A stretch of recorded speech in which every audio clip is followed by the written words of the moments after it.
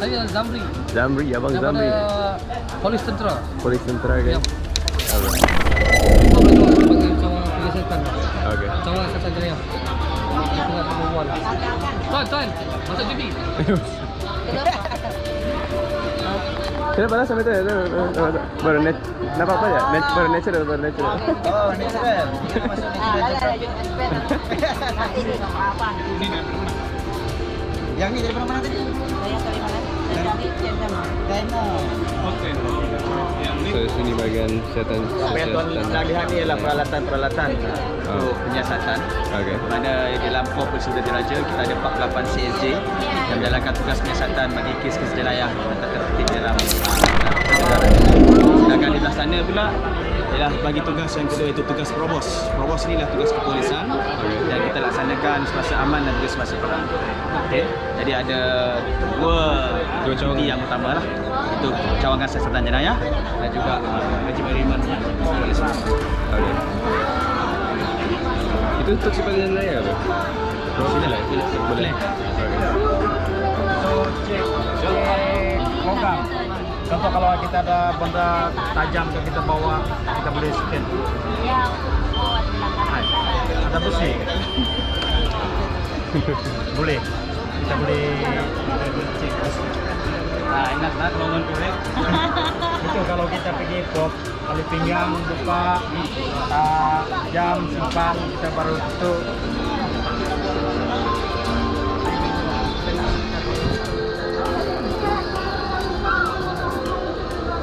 Okay guys, ni peralatan bagian paling penting. Itu lah. Kami itu yang kita gunakan itu KJ.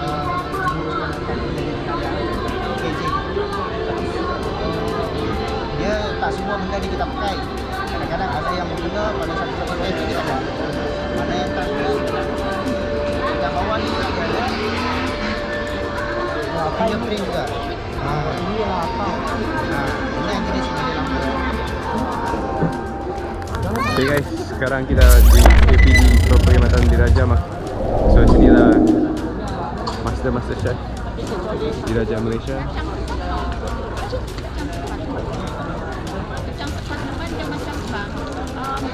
Kalau dekat yang market awam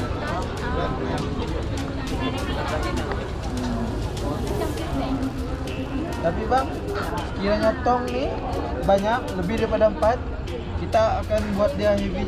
Kita akan jadikan dia heavy equipment untuk ukuran berat. Macam contoh apa yang nampak ni 2 payungan. Sebab dia punya muatan berat lah. Dapat gitu bang. Ini cuma contoh. Ini apa ni bro? Yang ada plating apparatus. Paling panjang platform ni bang.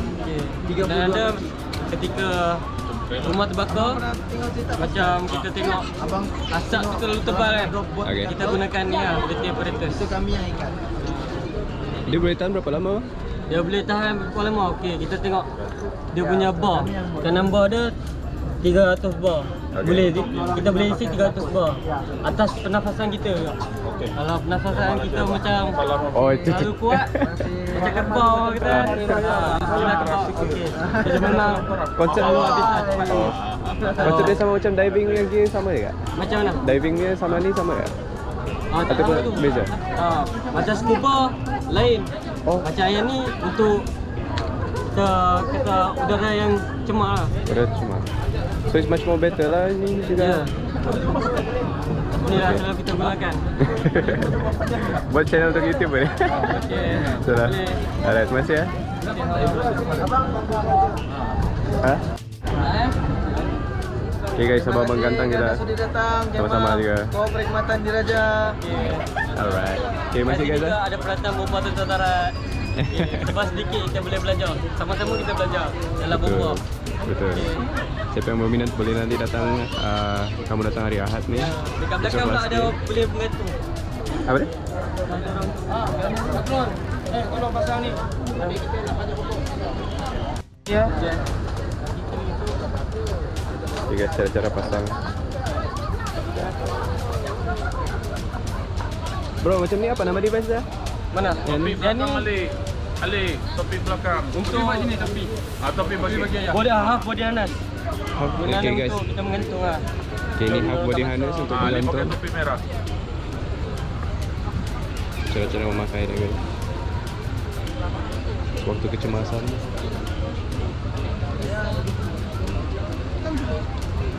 Kita rambut tadi guys. Okay guys, tadi kita lupa mention yang ini adalah KPTD Korps Polis Tentera Diraja Malaysia, bahagian stesen jenayah. Di sebelah sana kanan ada kit dia. Sebelah kiri ada metal detector. Dia ada 2 cawangan dalam bahagian KPTD. Okay, sekarang kita check out tempat lain lagi.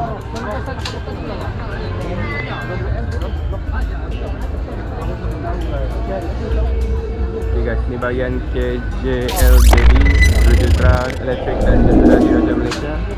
Ini pameran dah guys.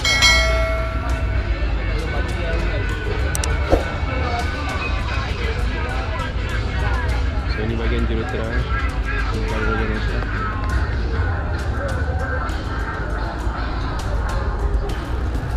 Ada gadget-gadget lagi, kita pakai gadget saja.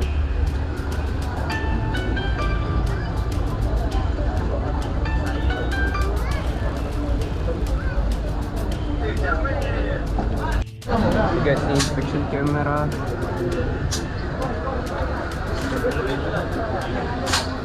Kita beda bila piston ring tab, silinder.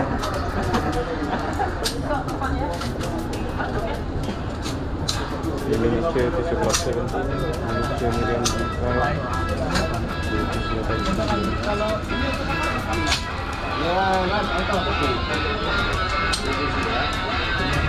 Kalau dia ada peluru, kita masuk. Kita tembak sampai tak. Sekiranya habis peluru, kalau dia akan ditahan di belakang. Kalau kita nak release balik, kelopak yang habis, masuk kelopak baru, lepas, terus kita tembakkan. Itu cara-cara guys. Okay. Baik. Ini model engine dah guys.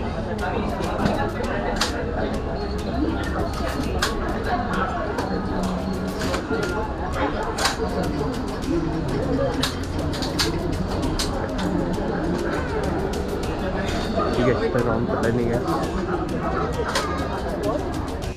Okay guys, sekarang kita berada di KOD, Korps Ordnance Diraja, Permainan Tentera Darat. So ni bahagian eksplosif.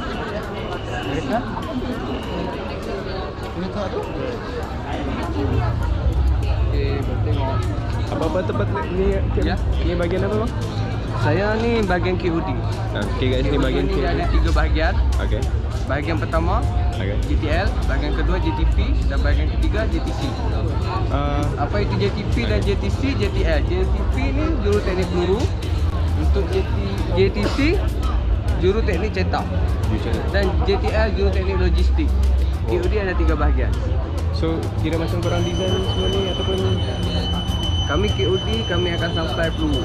sampai ke tu? Untuk untuk ATM kami akan supply KOD. KOD yang akan dapat menguji peluru dia akan supply. Okay. Untuk segala pakaian tentara darat daripada ujung rambut sampai ujung kaki daripada KOD. Semua dari KOD. Okay. Jadi untuk untuk letak segala dokumen-dokumen askar, untuk dokumen-dokumen askar semua dicetak oleh KOD. Akan dibuat dalam ATM. Cantik kau tu. Ya. Design dia. Daripada dia ada dokumen-dokumen askar yang kita pakai untuk pengeluaran dan penerimaan, untuk laku sakit semua ada. Ini untuk daftar tugas kenderaan angkatan semua ada buku. Untuk kad, untuk contoh dia, ini buku gaji untuk angkatan tentera. Semua dicetak oleh KOD sendiri. Okay. Ya, yang tu pula, itu bahagian Ini bahagian untuk eksplosif. bahagian Yang eksplosif. EOD. EOD ni bahagian pemusnahan bom lah. EOD ni ada bahagian pemusnah bom untuk set. Kira korang handle mostly everything. Dia EOD pun ada bahagian. Macam saya bahagian peluru. Oh, bahagian peluru. Bahagian Oh, ini bahagian untuk EOD ada di situ. Oh, okey. Dia untuk bahagian EOD. Untuk bom, shoot, robot. Oh, ada robot. Bom. Ni robot design semua Daripada UK. dari UK. Ya. Dalam ATM ada satu saja. Okay guys, ni guna untuk diffuse bomb. Macam betul macam dalam wayang James Bond. Ini data. Harganya 1 juta.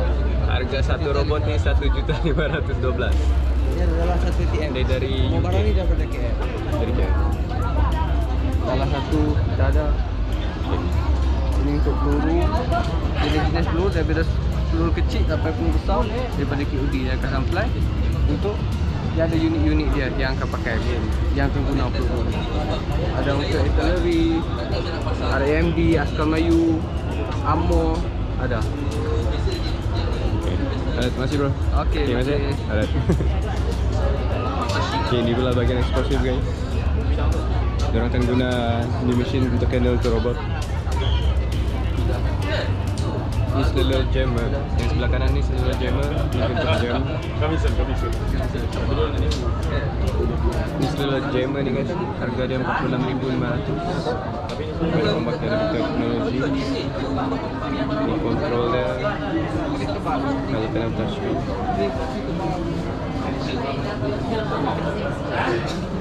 Ni bahagian base X-ray inspection. Adalah PCB ni memang barang dah terlalu lama lah. Abang pun tahu kan. Kalau abang tengok yang terkini ni dia tak pakai sampai box besar ni. Harga dia Mas.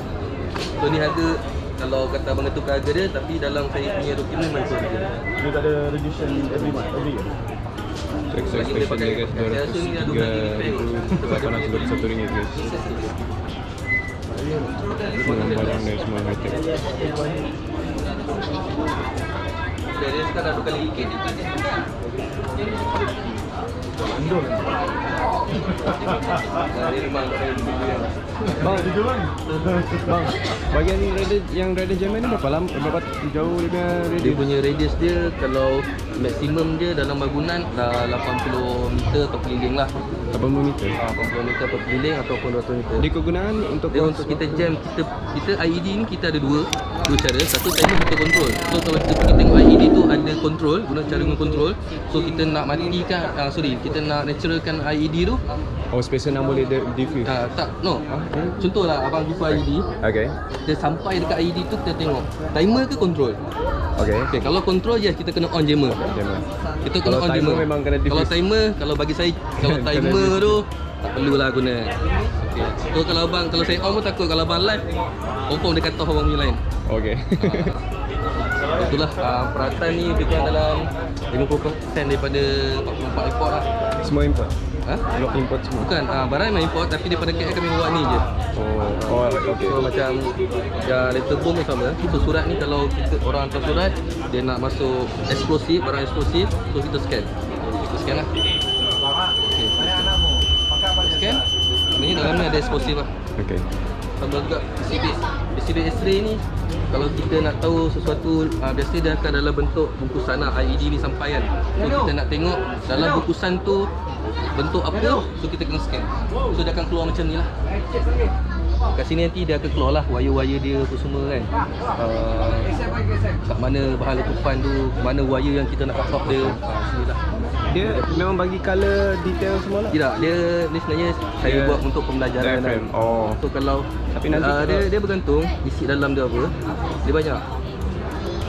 Jadi kalau Dia ada ada keluar macam ni. Oh. Tengok kadang dia pasang dekat permukaan. so ni yang bahaya bah sekarang dengan black case kan. So kalau bagi saya Malaysia ni IED tak ada. Tapi problem ni. kalau untuk USO, bom tak meletup kami panggil USO. So banyak. Tapi kalau kerja-kerja untuk musnahan IED atau USO ni, untuk IED kita pergi dengan dua cara. Satu control, satu manual, satu auto. Auto kita akan pergi dengan robot. Okay. Robot. Tapi kalau untuk manual kita pergi dengan boom shoot lah. Untuk IED lah. Oh. Boom shoot. So bagi Apa saya nama punya boom shoot? boom shoot. Okay, bomb shoot. Boom shoot lah. Bomb shoot. Jadinya kalau bagi saya punya pengalaman, saya tak gerak guna robot. Sebab Oh. kita tak boleh cari apa yang ada kat skrin. Better kita pergi sendiri, kita tengok apa benda. At least kita tahu. Ya, kita dah tahu apa kita nak buat, Betul. apa peralatan apa kita nak pakai. Better dia bagi saya lah. Itu kira sorry. Itu kira package saya tu sekali. Ya, sekali dia untuk control. Oh. Dia control robot robot ROVD tu lah. Okay. Sebab dia akan keluar kat sini 4 kamera. Okay. 4 kamera dia sekali lah. So kita akan gerakkan dia. kita akan gerakkan dia dari screen. Macam saya cakap lah, bagi saya tak guna pun auto ni. Saya lebih suka guna manual, saya pakai boom shoot saya move. Wih. So bila saya tengok, oh benda-benda ni saya dah tahu lah apa benda yang saya nak kena bawa. Berapa itu lama lah experience kalau dalam bidang ni abang berapa lama kena experience belajar dia? Ya, first kami untuk pakai band 4 ni kami ada band 4, band 5. First kali basic kami akan pakai yang lambang first kali lah. First pakai bunga padi. Dia akan bunga padi ni lah. Bunga padi ni kita akan ambil tahu semua hal peluru daripada kecil-kecil peluru sampai ke roket. Supaya boleh faham apa. Ya, sebab apa? Benda ni kalau orang tembak tak meletup, so kita tahu dah apa feeling dalam ni, macam mana kita nak buat dia. Itulah. Oh, itulah diorang belajar untuk macam mana itu lepas habis tu kita kena bekerja dulu macam mana kita kena isu buat peluru tu, inspection peluru tu, then baru kita pergi ke senior EOD. Senior ni. So senior EOD ni dia dah termasuk dengan barang-barang EOD lah. Dia dah boleh buat IED, dia dah boleh cut off IED, natural IED, dia boleh buat pelupusan peluru, dia boleh letupkan peluru tu. That's why sini dia berbeza dengan IED dengan USO. USO ni peluru yang kalau orang tembak tak meletup. Kalau USO kita tak pakai boom shoot, dia terus move kan. Betul. Sebab kita dah tahu dah kalau macam 105 at least ni boleh study kan, dalam ni memang akan sama. Sama. Lama bang nak ambil, untuk ambil bunga padi tu sangat-sangat lama. Sangat-sangat lama. Satu lagi dia ada exam dia. So exam ni kalau tak dulu kita kena balik. Yalah, dangerous kan, bahaya. Sebab dalam trade koordinat diraja ni kita ada 3 trade. Satu trade logistik. Logistik dia akan jaga peralatan ni lah, tentera darat, baju, alat ganti, macam-macam lagi lah yang melibatkan logistik tentera darat. Okey. Lepas tu yang keduanya kita ada pencetakan. Pencetakan tu dia akan cetak semua dokumen-dokumen, buku untuk pengadaan tentera lah. So yang ketiga kejutaan peluru lah. Kejutaan peluru ni kalau abang tengok gambar-gambar ni dia ada kejutaan peluru lah. Okey. Kita juga ada kadang ada satu latihan kita akan buat IED, kita pasang dekat mangsa, lepas tu kita buatlah gimmick dia apa nak mati kan. Nama dia gambar perintah tu ni pasukan saya lah, kita akan buat, kita pasang kat dia, kita gimmick lah. Lepas tu untuk pelupusan peluru kita akan pelupusan peluru besar-besaran lah. Dia orang pakai, tapi orang nak apa meletup tu dia pakai. Kita ada cara dia, kita akan macam peluru yang dah rosak dalam perkhidmatan, kita akan lembus tempat. So kita akan susun dia, kita akan facing charge, kita akan firing dari jauh. Oh, pakai C4? Tak, kalau C4 tak. Kebanyakan kita akan guna PE. Dalam untuk PE ni plastik eksplosif, dia macam C4. Oh, dia IED. macam tengah liat. Dia macam tengah liat. Okay. Dia macam C4. Dia macam C4. Yang bentuk petak dia kecil ya? Nama dia PE. So kita kena mall dulu baru kita letak charge. Oh.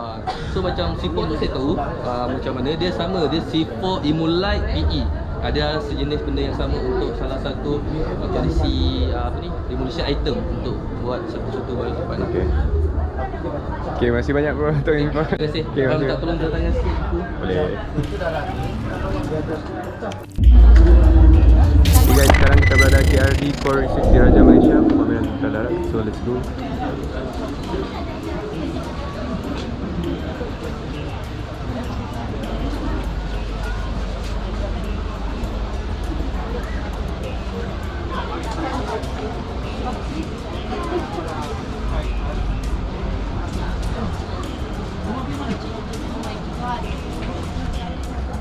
So guys, ini adalah confiscate daripada peralatan parti komunis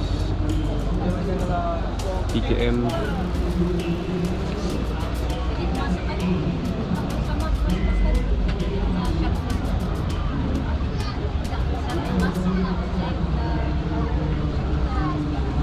So ini semua senjata yang dibuat sendiri. Ubat sakit perut pun ada, ubat sakit perut, tembakau. Ini ubat-ubatan dorang. Ini alatan untuk letupan jam tangan. Ini hembok, bekas makanan. Ini beg galas, kompas, suntikan, menahan sakit. Ini painkiller guys. Ini peralatan parti komunis milik Malaya dulu, satu ketika dulu. Ini pakaian orang. Ini beras. Oh.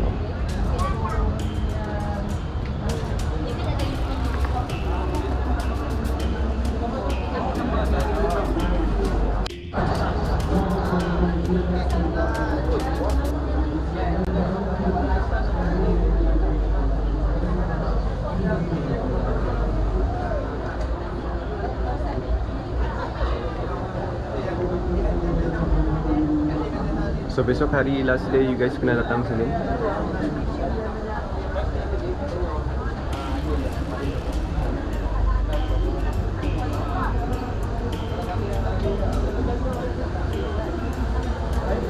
Ini drone.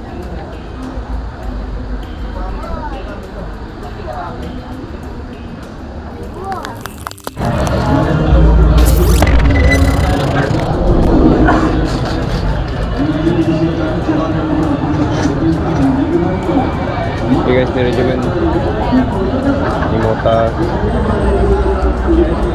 19 mod 3 darjah 40 mm. Kita ada Browning machine gun Cal 40 M2 HB 12.7 mm.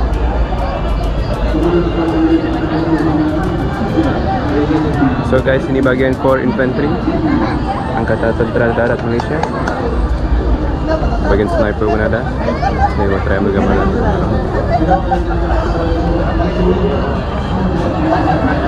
So di Malaysia pun orang ada develop future soldier system.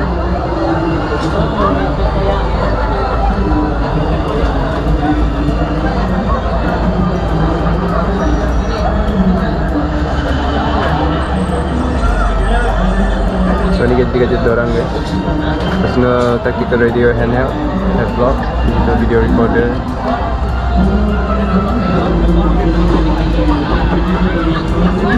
Ini semua night vision apa semua. Masih banyak kita boleh develop untuk orang. Kita cuba ada idea untuk Malaysia punya tentera. So lagi design guys.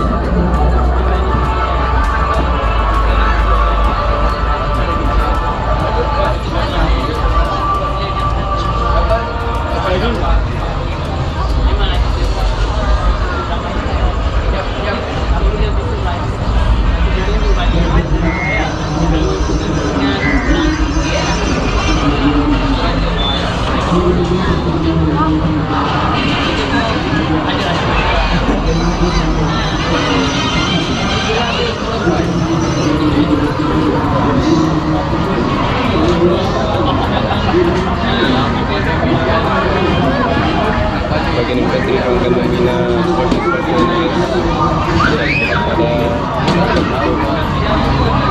kombat sementara ada program panjang pentingnya kita macam ini jerat lubangnya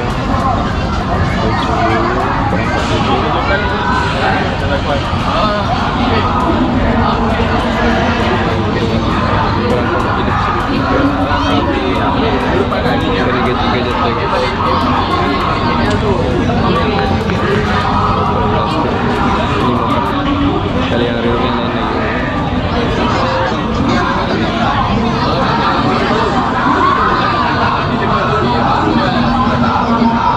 Gadget-gadget yang dorang bawa.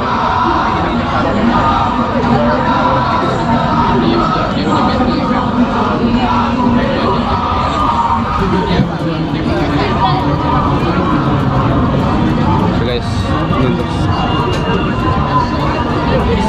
bagian sniper. Memang camouflage. Kadang-kadang tak tahu ni. Kasihan Pakcik Lamas ada berdiri situ. So ni guys, senjata lakukan GPMC L7A2.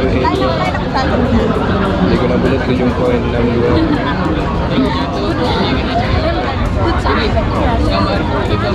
Guys, kamu dah cakap apa?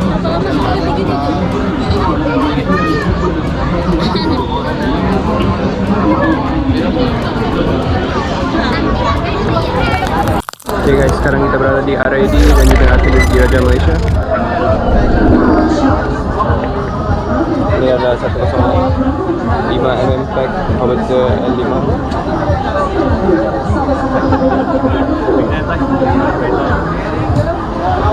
No. Okay. Check it out. Ini tak pakai yang ni pula kita pakai grip. Ini direct L1 A2. dari UK. Leg long kan? Kapal pakai leg long. Kalau macam saya air defense, saya pakai leg long juga. Tapi kalau artillery medan dia pakai grip. Grip ni Untuk adjust ke setiap velocity, ketinggian kita kena balu. sekarang Kalau leg long dia akan pakai dulu Cik Navy Guns and Tapi pernah ni MT3 lah. artillery fire Okey, control. offshore lah. So pakai leg long dia akan ada satu ukuran leg long. Ini ada ni latitude, ni longitude tu. Tapi untuk military punya kita akan pakai grid. Satu ni adalah 1 kilometer. 1 kilometer dan dia ada grid dia tu 65. Dia punya kod dia tu 65. Contohnya nak baca dia 10 70 dekat sini kan. Contohnya kita nak ambil kampung ni lah. So kita akan ambil yang ni dari sini. 13 gitu kan? Lepas tu 13 betul. 1 70. Itu dia punya ni lah. Itu dia punya yang besar lah. Untuk yang nak kecilkan lagi kita akan pakai Oh dia bukan bacaan dia 1370 macam tu lah. 1370. Tapi nak cari yang tepat betul kita ada satu kalkulator pembaris. Yang betul lah yang tu. Kita akan pakai yang meter. Satu tadi 20 dan ni kan. Nak cari kampung layang ni kan. Kita akan letak dekat sini yang meter. Kita letak tengah-tengah dekat mana kita nak cari tu. And then tadi berapa? 1370. 13 139 atau sorry 137 Matematika. 70 berapa tadi? 70 Mana? 6. 70. Oh ni. Yang baca yang ni, yang mana? yang ni dapat lubang tu. Oh, Yang ni. okey. Ini 70. Ini 6.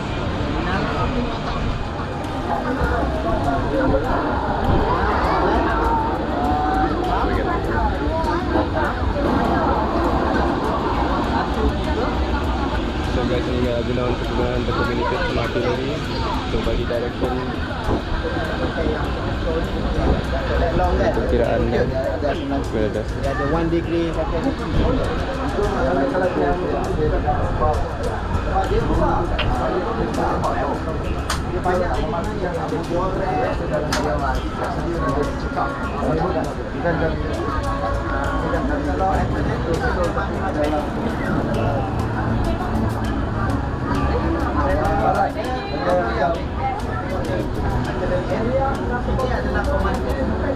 Bang, yang ni untuk communication lah. Ya. Ni apa-apa kegunaan dah? Ini untuk communication kita lah. Communication kita antara gun punya group dengan forward observation group ataupun daripada gun kepada military kita punya pasukan sahabat lah. Okay. Ni distance dia berapa?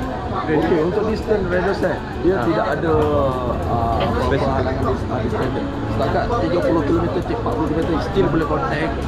Yang penting kita ada sistem yang betul dan kita akan naikkan satu sistem antena dipole ke apa, kita boleh contact, still boleh contact. Antena ada? Kalau kena dengan sistem dan cara yang betul, radio set ni boleh hubungi antara Semenanjung. Jauh tu. Ya. Sebab radio set dia menggunakan frekuensi gelombang, dia tidak menggunakan apa-apa device lain lah. Untuk satelit dia tak pakai. Dia pakai frekuensi. Semua darat. Beda darat lah. So maknanya kalau Dia ada high frekuensi HF, dia ada ultra high frekuensi UHF dan VHF, very high frekuensi. So ada frekuensi gelombang dia melalui daratan, ada yang gelombang dekat udara, ada yang gelombang straight ke direct. so dia maksud dia interconnected dengan semua lah. Dia boleh berhubung antara semua. Setiap connection dan setiap network kita ada frekuensi kita masing-masing. Macam artillery, kita akan contact dengan tim artillery, kita takkan kacau network pasukan sahabat yang lain. Sebab kalau kita semua contact, semua boleh dengar, kita akan ada satu miscommunication. Betul. Betul. Okay, terima kasih bang. Alright. Waalaikumsalam. Kalau nak tanya berkenaan alat-alat lain ke apa boleh? Ini semua alat-alat sokongan yang untuk menembak meriam ni. Ini berapa? Ni misalnya handle 2 orang, 3 orang. Oh, okey. Untuk sebuah meriam 105, kita memerlukan 6 orang kru. 6 orang kru. 6 orang kru yang akan mengendalikan sebuah meriam 105. Okey. Jadi kedudukan kru-kru tu adalah diberi penugasan dia mengikut nombor masing-masing. Setiap kru diberi nombor 1 hingga nombor 6. Tugas nombor 1 adalah sebagai ketua kepada satu detasmen meriam. Berpangkat sarjan, dia akan sentiasa berada di kawasan meriam dan sentiasa mendengar arahan daripada pos perintah atau hukuman pos. Okay. Kru nombor 2 akan berada di sebelah kanan meriam. Tugas dia adalah untuk menjaga elevate gear dan juga dia akan mencari settingkan barrel mengikut berapa degree yang diperlukan. Kru yang ketiga akan berada di sebelah kiri meriam. Tugas dia adalah sebagai layer ataupun dia akan aim meriam mengikut sasaran yang kita nak, dan dia juga adalah sebagai shooter. Dia penembak. Jadi maknanya dia kasi rotate. Dia pakai rotate macam tu Yes. Masing-masing. Jadi kita akan pakai traversing gear tu Traversing untuk kita menggerakkan meriam ke kiri dan ke kanan mengikut bearing lah. Ya. So tugas yang nombor 4, kru nombor 4 adalah sebagai loader. Okey. Loader dia akan load peluru. Dia akan load peluru. Setelah tembakan dilaksanakan, dia pelongsong peluru akan keluar balik, dan itu juga adalah tugas loader untuk keluarkan balik pelongsong.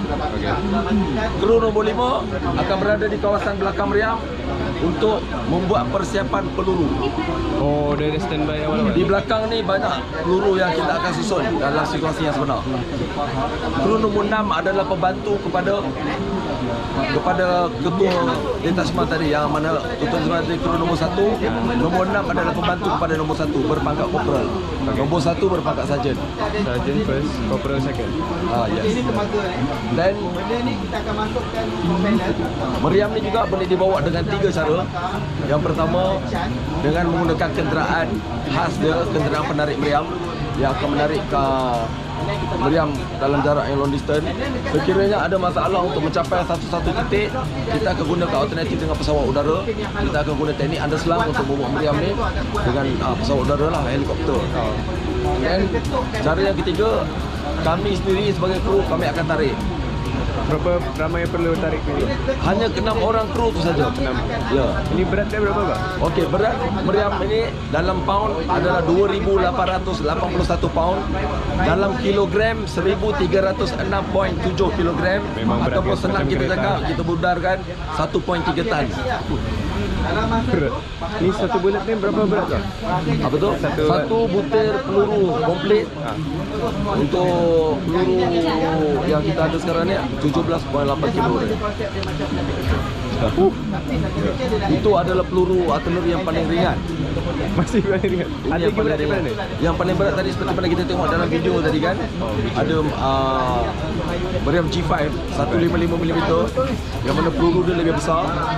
Berat dia adalah 50 kg.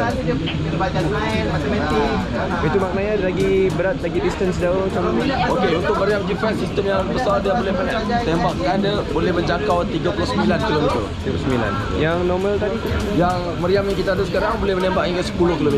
10 km. Okay guys, bukan susah, bukan senang membuat benda ni. Apa dia? Bukan susah dan bukan senang untuk mengangkat benda ni, memang berat guys. Ya. So memang tabik juga dalam regimen-regimen artileri. Ini dah memang tugas kami untuk menjaga keamanan kita. Jadi ini adalah salah satu pengorbanan kami lah. Kalau bukan kami, siapa lagi? Betul. So guys, you guys kena ingat pengorbanan pejuang-pejuang tentera darat kita, tentera artileri kita, semualah regimen-regimen yang berada di sini. You guys kena sentiasa menghormati mereka. Janganlah menyusahkan Tambahan mereka. siapa nama? Zaki ya. Untuk maklumat tambahan Zaki, peranan regimen artileri Diraja adalah untuk memberi bantuan tembakan dan mengadakan keagungan tembakan di medan peperangan. Di medan peperangan, kalau dalam konsep peperangan terbuka, sebelum pasukan infanteri ataupun pasukan pejalan kaki memulakan serangan, artileri yang akan membuka medan peperangan dengan menembak dahulu sasaran. Selepas kita dah neutraliskan musuh ataupun kita dah mempecah kacirkan musuh, barulah pasukan infanteri akan masuk untuk membuat pembersihan. Dan kami harus memberi bantuan tembakan kepada sesiapa saja pasukan sahabat yang berada di depan tanpa gagal, walau dengan apa cara sekalipun. Sebab itu meriam ni antara meriam yang paling lasak dan very fleksibel. Apa saja halangan yang ada di hadapan, sekiranya kita tidak boleh lalu dengan kenderaan, kita tak boleh capai dengan pesawat udara, kita menggunakan tarikan pun tak boleh, tapi kita nak masuk di dalam kawasan tu, meriam ini boleh dikecaikan kepada semua bahagian dan anggota akan angkat setiap bahagian dan kita akan pasang semula di tempat yang baru. Berapa piece kira-kira? Berapa piece? Kita boleh pecah kepada 12 bahagian-bahagian kecil. Dan semua tu akan diangkat lah. Dan purata berat setiap part meriam yang ada kita sekarang ni around 100 ke 200 kg setiap part. Setiap part yang ada berat dia adalah 100 ke 200 kg. So part yang paling agak ringan berada di hadapan, iaitu muzzle brake, berat dia 70 pound. Masih beratnya tu. So ini berkenaan dengan sistem meriam. So saya akan terangkan kejap lagi macam mana meriam ni menembak dan macam mana meriam boleh nampak sasaran. Cuba. Okay. Sedangkan kita tembak dalam jarak yang jauh. Jadi apa logik ya? Macam mana kita boleh tahu sasaran kat mana? Betul. Okey, jom. Kalau minat, ajar boleh lagi. Bang lalu. Okey, ini adalah peralatan sokongan. Okey. Yang mana sangat penting untuk sesuatu regimen artileri ataupun bateri artileri itu berfungsi dengan baik. Okey. Dan juga berkesan lah. Okey, so kita pergi pada yang paling hujung dulu. Ini adalah director L1A2. Director L1A2 function dia adalah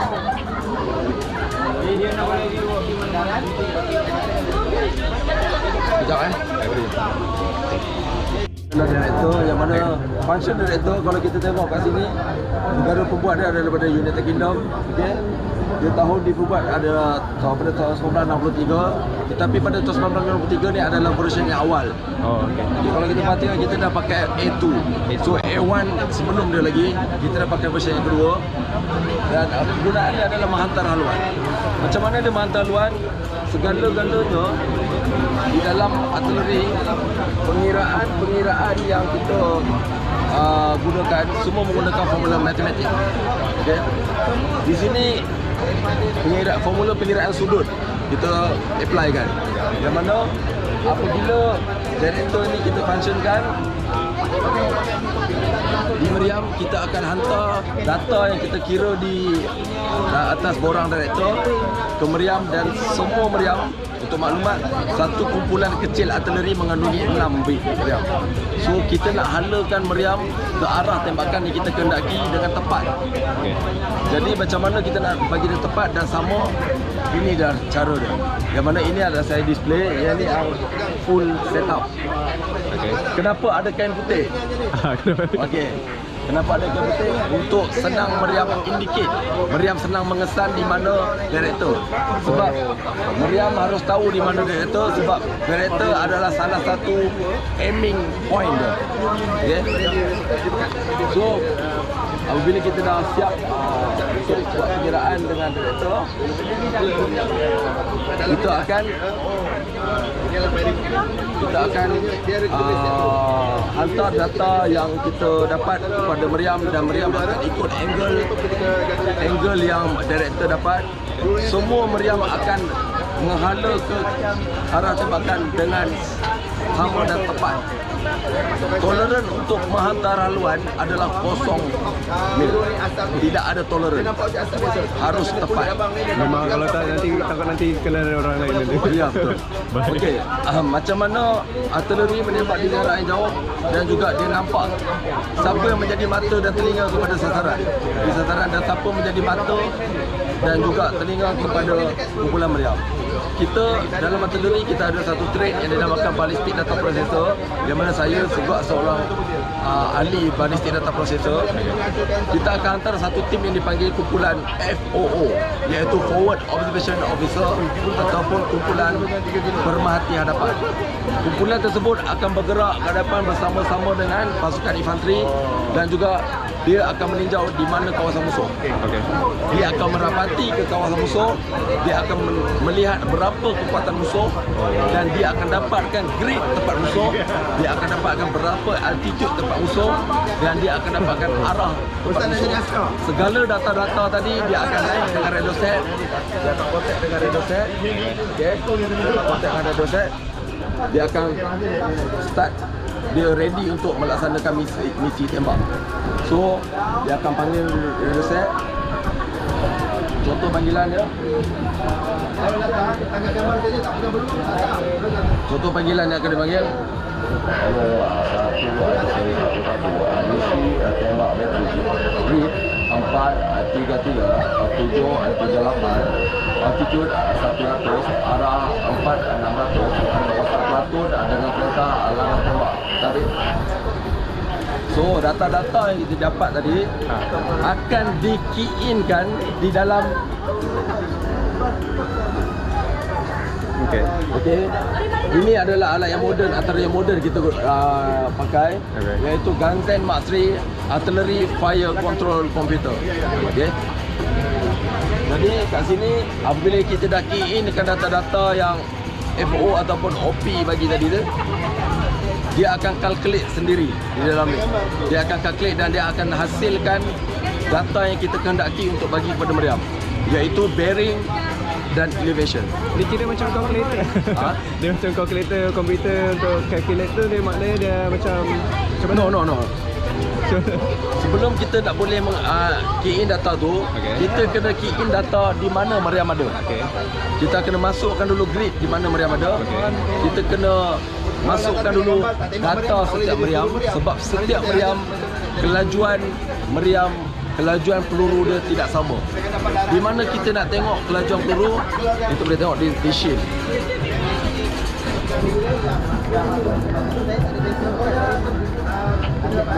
Tak sesuai lah.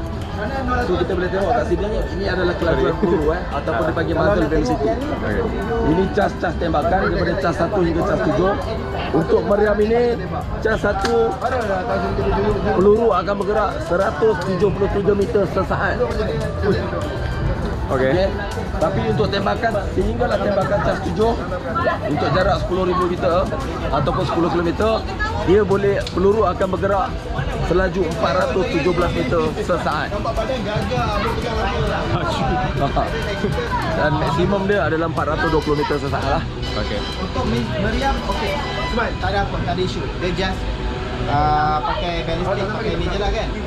So balik pada alat dia tadi.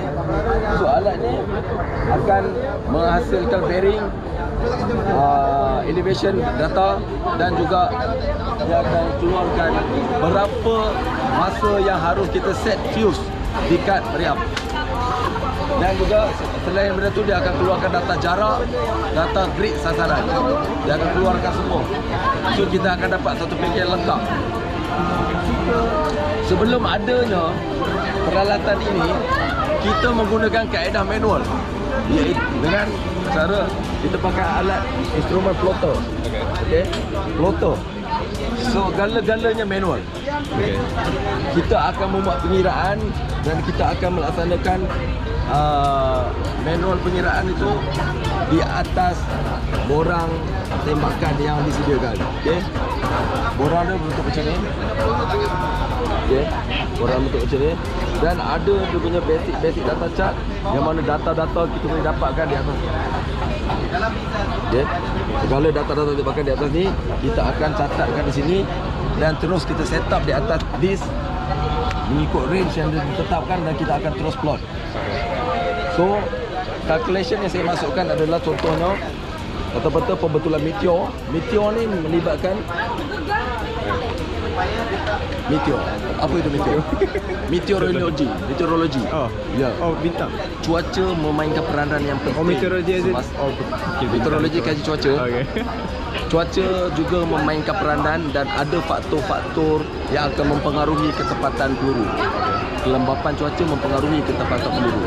Di sini akan ada sedikit boleh dikatakan teori fizik yang mana apabila peluru terbang berlakunya masa momentum tu berlakunya geseran angin dan mana kelembapan cuaca juga mempengaruhi perjalanan peluru. Okey. So pengiraan ni segala-gala pengiraan ketidaktegaran apa semua ni, drift, data predictor apa semua ni, kita akan dapatkan di dalam buku yang dinamakan firing table. Ini adalah buku sifir. Buku sifir, tapi ini adalah sifir tembakan. Okey. Sifir tembakan. Kalau kita perhatikan dalam buku ni semua nombor.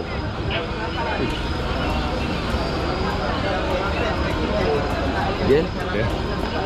Nombor dan kita bukan saja mengira dia tu berkenaan dengan itu saja, sehinggakan tahap kita mengira correction to range for rotation of the earth. Putaran bumi juga mempengaruhi. Okay. Kerana apa? Kerana semasa peluru meninggalkan laras, dia berada di udara, bumi sedang berputar. Jadi akan berlaku sedikit lari, betul? Jadi kita kena kira macam mana kita nak bagi dia sentiasa online. Gila. Yes. Hebat tu. Dulu sebelum saya masuk tentera, saya pun tak sangka tentera ada macam ni. Tapi alhamdulillah dah 15 ke 16 tahun saya dalam tentera. Bukanlah kata saya ni, tapi alhamdulillah saya dah master dalam benda. So teori fizik dan juga formula matematik kena sentiasa dalam kepala. Sebenarnya kira you guys belajar yang bahagian itu dengan ini, tapi memang ini kena master tu lah. Ambil ini kita walau macam mana pun memang cara manual kita tetap kena tahu dan kita kena belajar. Sebab apa? Electronic device tetap akan ada kelemahan. Yes. Dan dalam medan perang kita tak tahu apa yang akan berlaku. Mungkin susah untuk kita dapat power supply. Betul. Kalau siapa tadi Zaki. Kalau Zaki tengok ini adalah full set. Kita tak akan bawa satu bag ni pergi berperang. Okey. Masa peperangan kita akan Gunzen tu kita akan keluarkan, kita ada casing. So ini casing dia. So operator akan masa nak guna, operator akan itu dalam movie nampak orang pakai. Okey. Ni semua ini position, any situation, this time kita boleh buat. And then kalau kata nak move, you just boleh move. And then bila ada fire mission, senjata letak tepi, kita keluarkan ni. Buat kerja. Cool lah, memang cool lah. Anytime, anywhere. Okay. Without fail. Sebab tu dia kata without fail. Okay. Apabila benda ni ada failure, electronic device ada failure, kita akan beralih terus kepada manual. Sebab tu saya cakap, walau macam mana pun tanpa ada apa-apa alasan, kami kena beri bantuan tembakan tanpa gagal. Selagi nyawa masih di dalam badan dan juga selagi ada peluru yang kami dibekalkan. Masih banyak lah bang. Satu lagi info tambahan. Kenapa nama kami artillery? Kenapa nama kami artillery? Kita sebut artillery, tapi kita tak tahu apa itu artillery. Artillery adalah singkatan kepada art of delivery. Art of delivery. Betul. Seni penghantaran. Apa yang kita hantar adalah bahan letupan. Kita menghantar letupan ke tempat musuh tanpa perlu kita pergi kat musuh. Kenapa boleh pergi ke depan musuh kalau boleh tembak dari jauh? Betul. Okey, so itulah seni. Kenapa kita katakan seni? Daripada apa yang saya ceritakan tadi, putaran bumi apa semua tu, pengiraan, proses kita nak mendapatkan art tembakan yang cantik dan boleh tengok ke sasaran, itulah dipanggil seni dalam penghantaran. Terbaik bro. Yes. Dan lagi satu untuk maklumat, sebenarnya dalam medan perang, artillery digelar King of the Battle. Alright. Okay, masih banyak lah. Baik, sama-sama. Nama tadi? Saya nama Azafiz, Sarjan Azafiz. Sarjan Azafiz. Okay. Saya daripada rakyat Malaysia, salute. Alright. Sampai jumpa lagi guys. Alright. Sekarang kita berada di GGK 21 GGK bergerak khas pembela tentera Malaysia.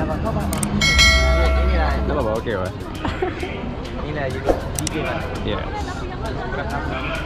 Dia dah macam kira macam Navy SEAL Malaysia. Ni sniper rifle. Ini semua terangkat lah guys. Terangkat sekali.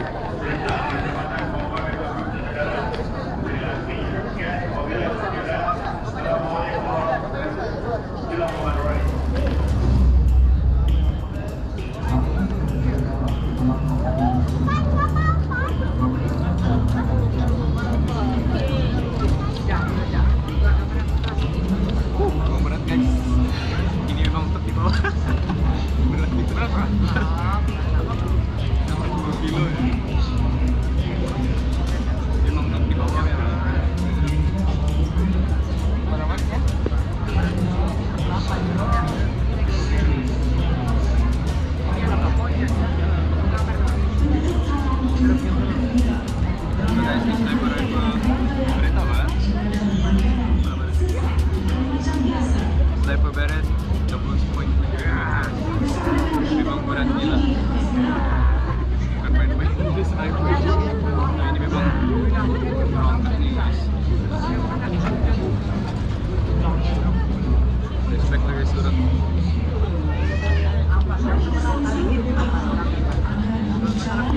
Sniper ni, kita nanti masuk dalam dulu ya, kita cek dah.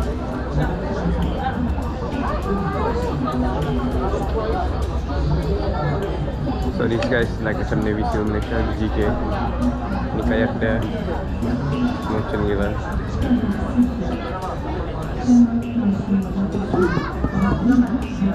Kita pakai carbon fiber. Apa tu nama material tu, nanti kita cari balik material dia sebentar.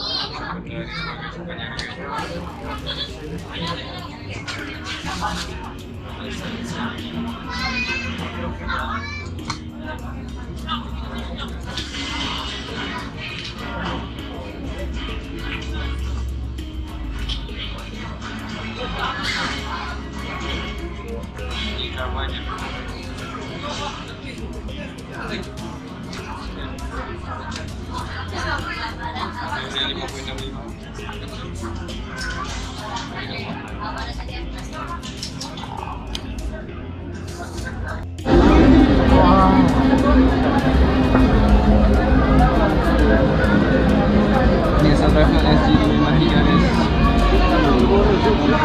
Dan sama launcher G530. Set semua dalam grafik saja. Memang berat.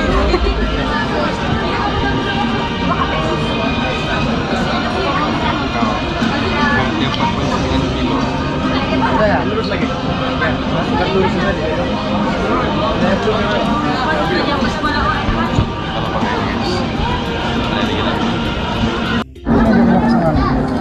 Oh, ini nih. Oh, ini sini. Oh. Kita try. Sekejap lah guys.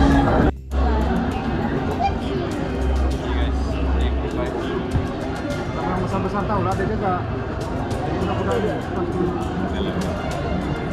Main game banyak tu ada dalam suka. Video ada. Hah? Video? Ya. Ini MP5 mana? Video. MP5 kan? MP5 A3. Ini MP5 A3 guys. MP5 SD silencer. Ini silencer. Cuma bunyi dia Oh, sama aja jenisnya. Yang ini. Itu M4. Ini MP5 silencer guys.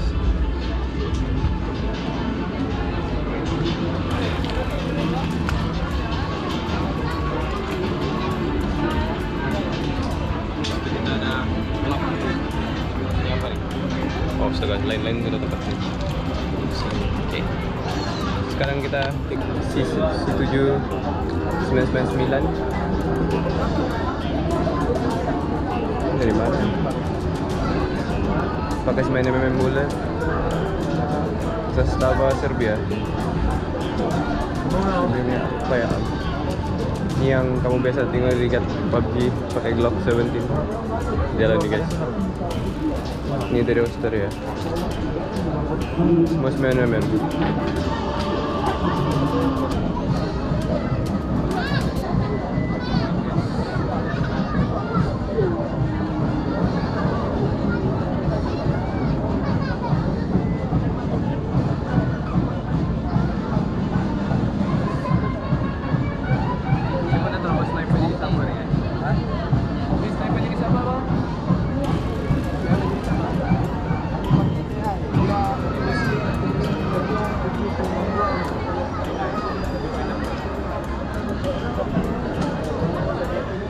International sniper na ito guys. Dia kalau dekat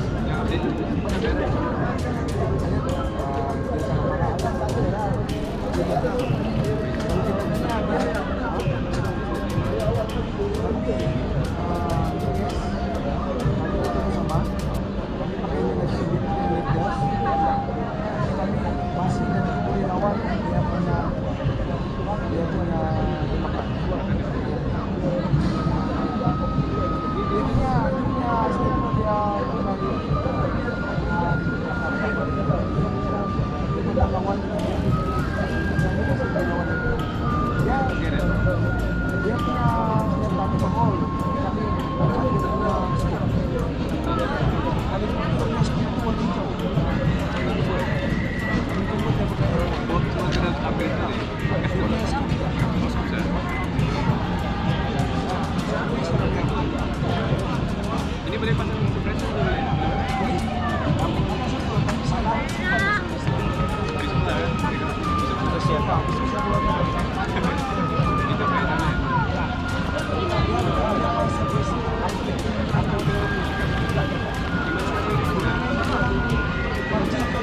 Sama ya? Itu dalam apa artinya loh? Itu dalam